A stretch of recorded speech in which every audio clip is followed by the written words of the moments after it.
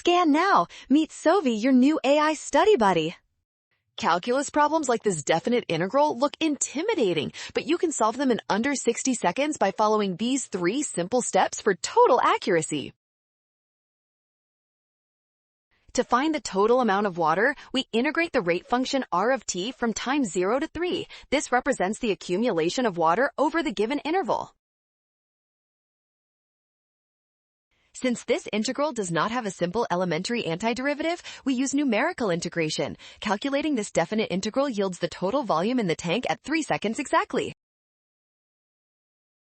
Comparing our calculated value of 3.565 to the given choices, we see that option C is the correct match for the total liters of water. Nailed it! Scan the code. You can learn better with Sovi. Don't misread bounds. Always use your calculator to check the integral for the correct answer.